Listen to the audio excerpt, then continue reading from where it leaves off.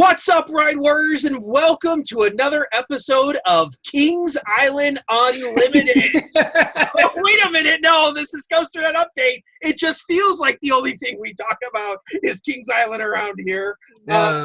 Lately, right? Danny, we've got another leaked blueprint here. This one from, who is this from? Theme Park Fans, I believe? Yes, I believe so. So this one, okay. So let's recap everything so far, because Danny, we need a recap, I think, at this point. So one, we know that we received at least one page of what we suspected was a real blueprint that had lift hill details in it. Cool. Then a few days later, or a few hours later, however you determine it, there was another layout that was presented that looked kind of fake to us. Okay. Yes, unsure of the validity of said layout. So I think in the update that we did, we mentioned it and then said we weren't sure if it was real, so we were going to sort of discount it for the time being. So now Theme Park Fans has gone ahead and found the complete blueprint, maybe more complete than we've ever seen before, ever leaked. Like I know we had our hands on the Mystic Timbers blueprint early. And a lot of pictures of that, but this one, we have stations, we have trains, we have the complete layout here. So if you want any of these, you're going to have to go over to Theme Park Fans to get the images. They are not our images. We will not be posting them. We will be talking about them, and if you want them, go over to themeparkfans.com, and you can definitely get all of these images. So Danny, this looks very similar to the layout that we thought was fake. It looks like it is the exact same layout that we initially were unsure of. So it looks like a Giga. Some things that I noticed right off the bat, like we said, we have station renderings here as well. The station looks kind of plain. I don't know if that means anything on here. In the station, though, you clearly see what is your standard 4 across B&M Hyper train that you've seen on rides like Mako and you know, all those. Sure looks like it. Sure looks like that. Does not look like there's an OTSR on it. Does not look like it's obviously not a wing coaster. It's obviously not a dive coaster. It looks like your standard Leviathan / Fury / Mako B&M Hyper / Giga train. So sure does. Nothing to report there. Danny, you are the engineer. You love reading these. Whoa. Slow down there. So you don't love reading the engineering plans? No, I do. I'm trying to I'm trying to see if I can't find a height on here somewhere, or if I can figure out a height. That's why I'm scrolling in and out furiously. No pun intended. Yes. So as you look for the height there, like I said, we have this layout now. Danny, my initial impression of this, I'm kind of underwhelmed by what I'm seeing here. That we talked on the last show. Is this ride going to be better than Fury? I don't know if that's the case. Fury's really long and drawn out, has a lot of elements to it.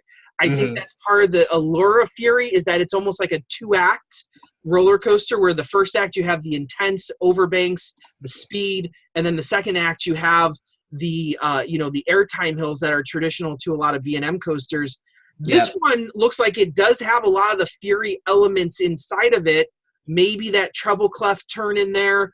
Maybe a little Leviathan Speed Hill. Now, Danny, I was the guy who said if you could put a Leviathan Speed Hill on Fury, you might have something. You did say that, yes. And I think they took my words to heart here, and that's exactly what they built. And then you have some sort of helix at the end as well. I know you're going to go step by step here to break down this layout, but overall, it's a little bit shorter. What would we say? Maybe because some people were speculating, would Kings Island go for the steel coaster length record? That is not happening here. That is off the table at this point. Yeah, that definitely does not seem to be the case here. And there's no reason to think that anyone would spend any amount of time to fake any of these documents. So no. So the only No, some people are like, oh, these could be fake. These types of documents, trust me, folks, I do these types of drawings at my job. There is a tremendous amount of time and effort that goes into documents like this. For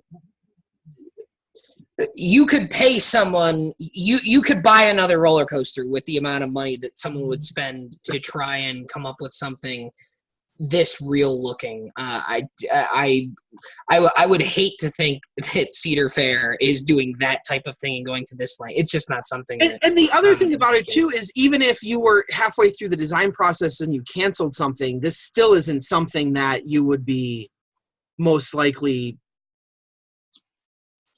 Because we have talked about, the Kaga, hyper coaster, but you have a lot of Kings Island specific markings in here that would still take a whole lot of time. So even that theory, I don't think holds a lot of water either, that they just took old drawings from other things and put it here. This is the real deal. So did you find a height or no? I haven't been able to find one. I'm sure if I dug long enough and looked at some length and dimension.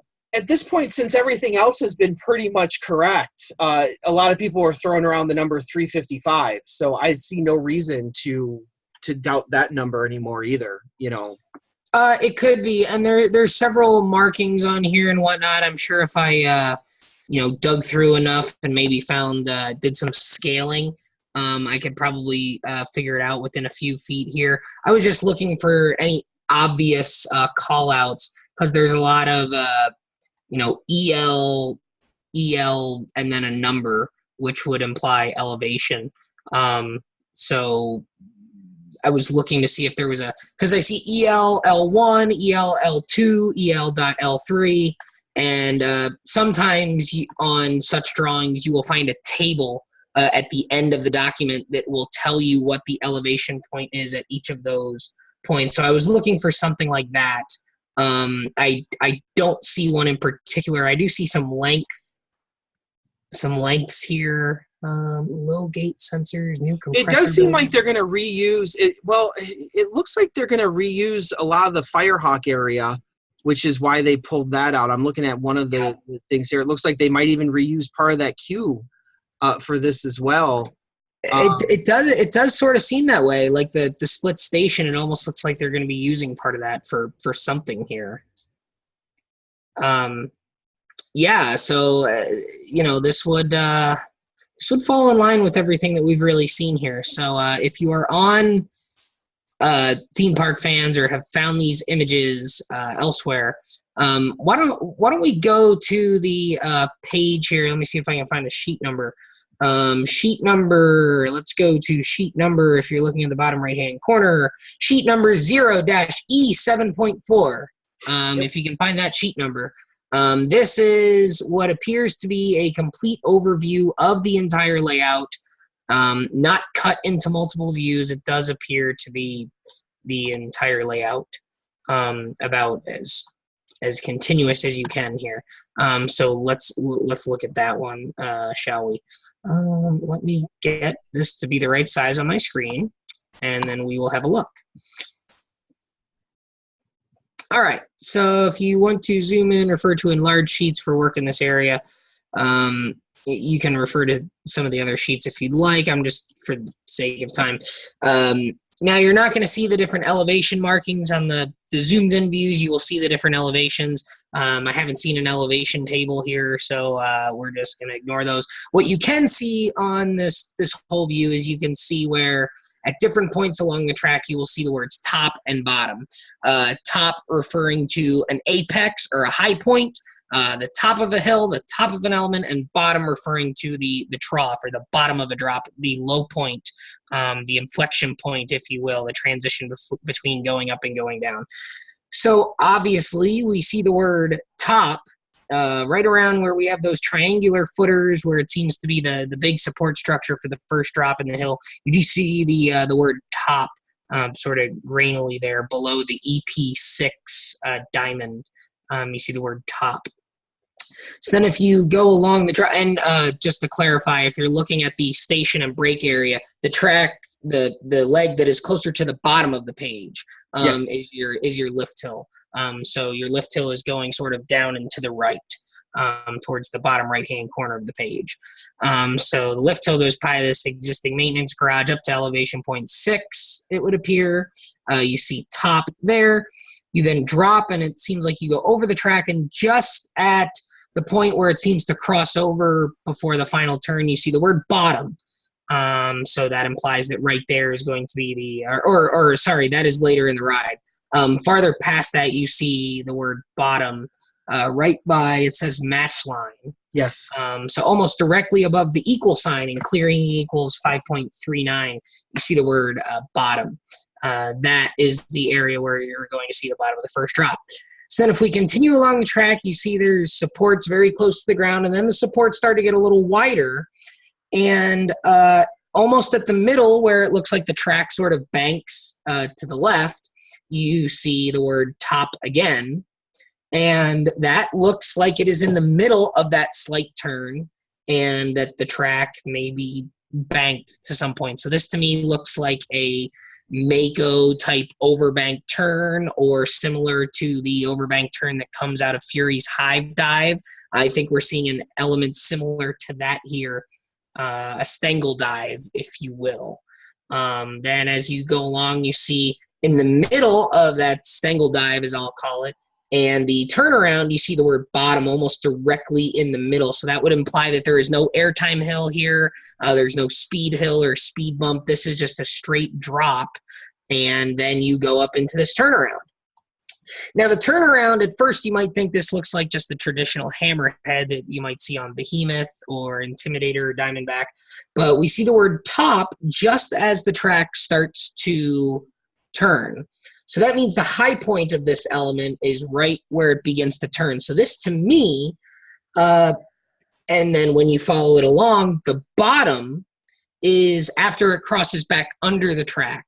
So this, to me, looks more like the reverse of the Fury treble clef element, where the high point on Fury's treble clef, you're at the low point as you cross underneath the track, and you elevate as you're going up, and the high point is right where the track starts to straighten out.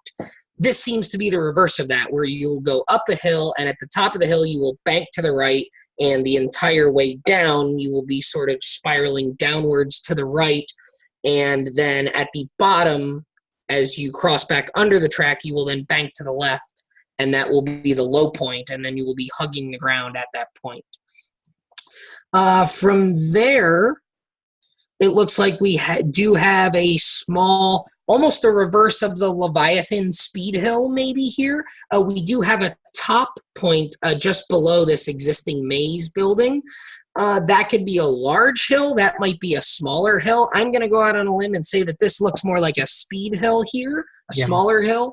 And the reason I say that is because we don't see the supports going out very wide. So that would imply that we're rather close to the ground. If you look at the turnaround and the Stengel dive, you can see the supports extending way out on either side of the track. We don't see that here, so that implies we're still pretty close to the ground. So I'm going to go out on a limb here and say that we're going to have the reverse of the Leviathan speed hill, which is straight and then banks to the left on the bottom. I think you're going to be going up and to the left, and as you go over the hill, you're going to go straight down on the other side of the drop.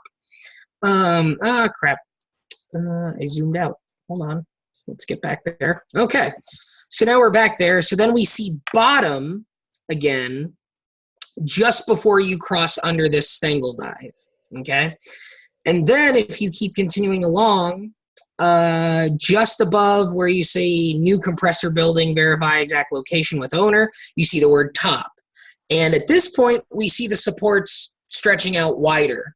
So that, to me, says that we have a much larger airtime hill here. So I think we're going to come out of that spiraling turnaround there. We're going to hit a low point as we bank to the left. We're going to do a sort of a speed hill, the reverse Leviathan speed hill up and to the left, over the top, down, and then we're going to do a big airtime hill immediately after that. So we're going to have a speed hill and then a big hill, and then we're going to drop down and we're going to hit the bottom.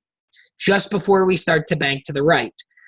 Now, if you follow this spiral helix, it looks as if we hit the top after we do almost 360 degrees. So we do almost a full revolution. So that would imply that we are raising as we go around this whole thing. And then we get almost back to where we started at the end of that airtime hill. And then we start to go back down. And if we follow it along again, we hit the bottom where we cross under the first drop. So it looks as if this spiral helix, the first half of it is going to be elevating. We're going to hit a high point in the middle of the helix, and then we're going to come back down and hit a low point just below the first drop. Then we see, if we follow this left-hand horseshoe turnaround, we see the word top again right where the track starts to straighten out. So this looks more like the Fury treble clef turnaround again, where the high point is right where the turn starts to straighten out. So Fury's treble clef goes up and to the right. This looks like it's going to go up and to the left and do something very similar to what Fury does in its treble clef turnaround.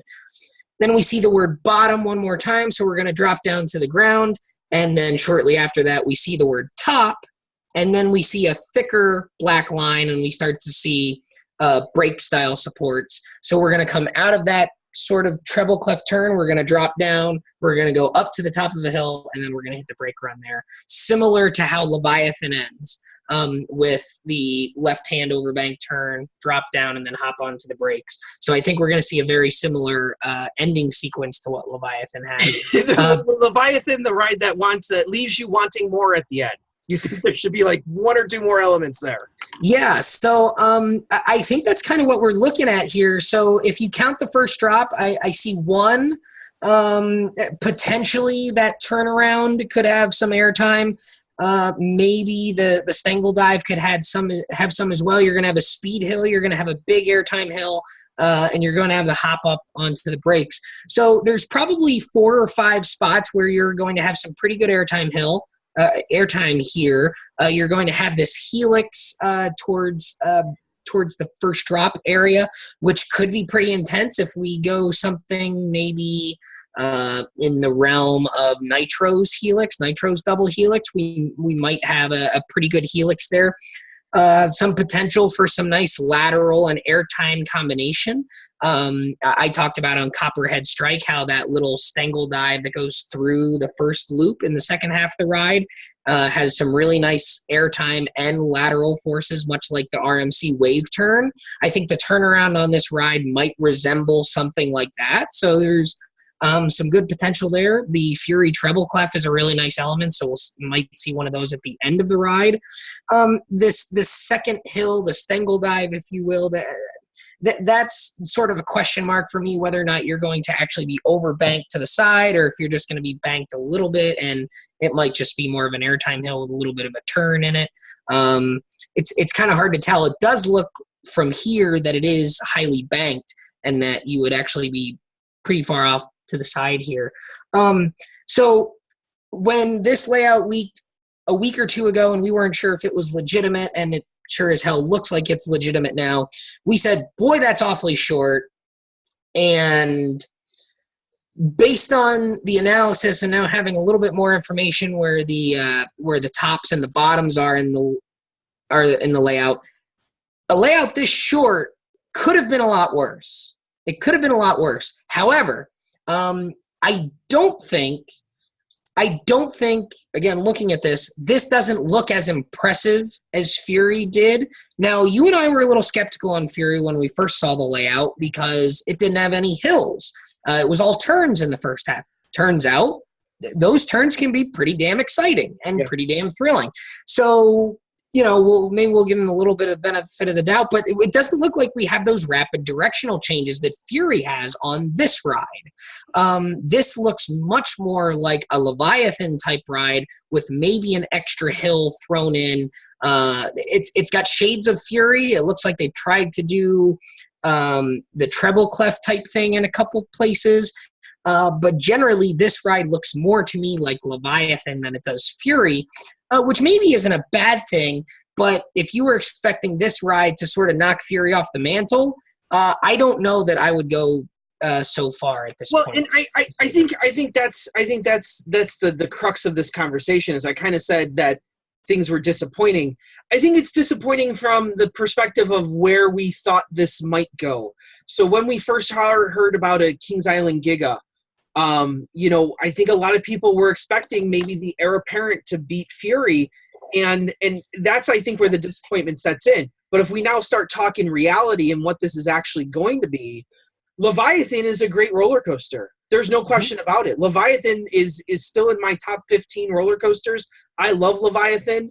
I think Leviathan has a lot of good stuff on it. I do think it's a little bit short. Maybe the helix on this at the end of this ride makes this feel longer. It makes it feel more of a complete ride, because I always said Leviathan feels like it needed like one or two extra elements. And maybe even though if you actually counted up elements here, it might be equal to Leviathan, maybe the helix makes you feel like you're actually on it for a longer time. I don't know. But I think it's going to be a fine roller coaster. Don't get me wrong. It's not going to be something where I'm going to be like, oh, I'm not riding that. That looks dumb. No, this is going to be a great roller coaster. Is it going to be a number one roller coaster? I think if that's the bar you are trying to set, I think that's where the disappointment sets in. If you are going to say that this is going to be a top 20 roller coaster, then absolutely, I think it will. Will it be a top 10 roller coaster? I think it has a good possibility to be a top 10 roller coaster.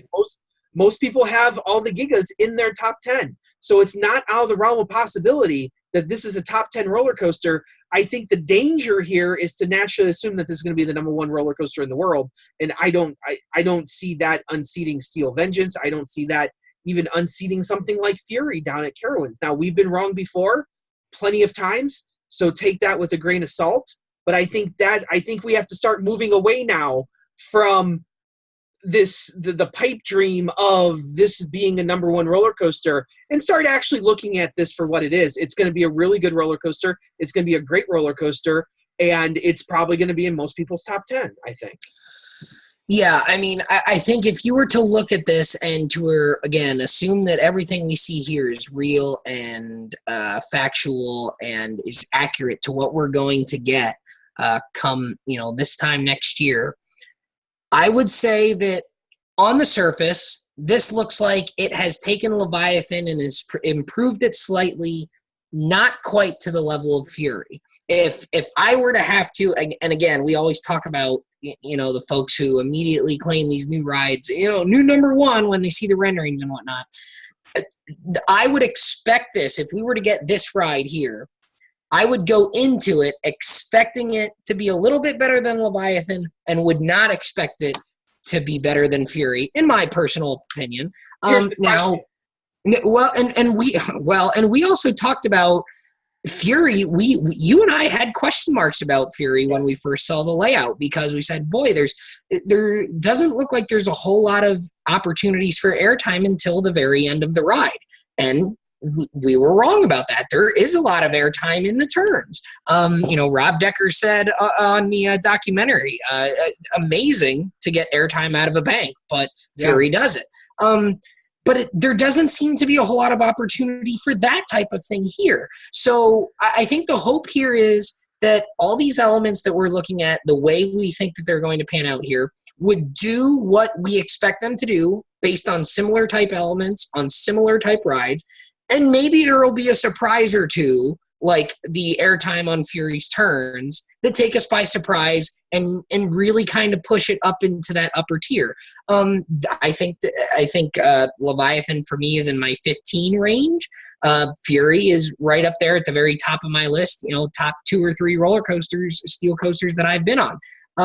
I would not be shocked at all if this ride were to maybe drop somewhere in between those two, and that's okay, folks. It doesn't have to be the best coaster in the world. It can be a top 5 or a top 8 or a top 10, and that's perfectly fine. Let's not get all up in arms because Kings Island may not build the undisputed number one steel roller coaster ever built. I mean, Danny, here's the better question, and I think this is the question that more people will be asking come next year, 2020.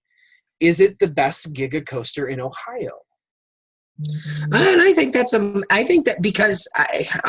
much more interesting argument, because I think for me, I think Millennium Force does kind of fall in that in-between category. It's not Fury. I think it's closer to Leviathan than it is Fury. So we'll see. Like that's going to be the interesting point, because Millennium Force is kind of like, it's lengthy, but it's very fast. It's time-wise, it's nothing like Fury. It is kind of like you do a few elements, you do some turnarounds, and then you're back on your way home already.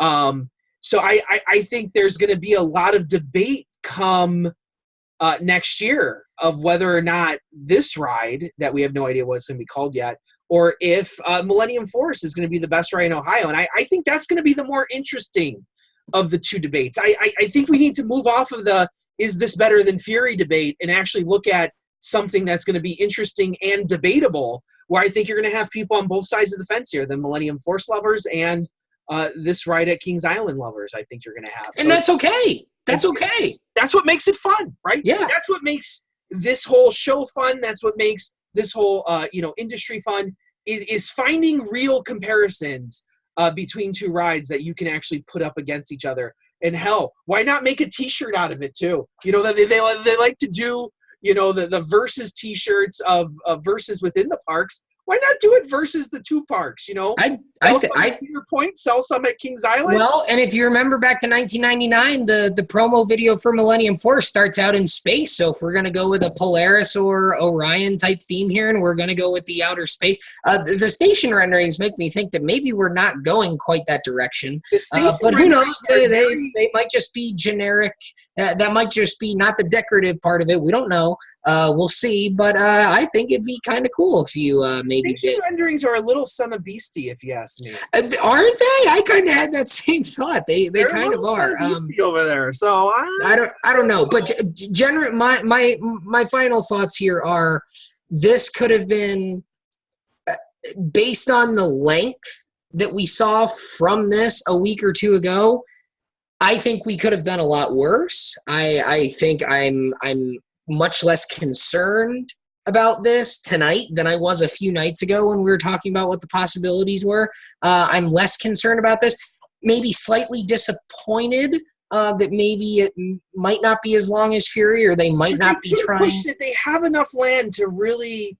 They could have pushed this a little bit more. They could have. They might have been able to. It seems like it's clear that they didn't do everything that they possibly could have to really make this a wow factor ride. But based on what we were hearing and the fact that this leaked out in a more simplistic sense a week or two ago, I think we're going to end up with something pretty good. And I think this is what the Kings Island people wanted. I think they've wanted a Giga. They're going to get a Giga. Will they cry that it's not a big enough Giga? I don't know. I hope they don't, because I still think, like I said, this is going to be a really good roller coaster.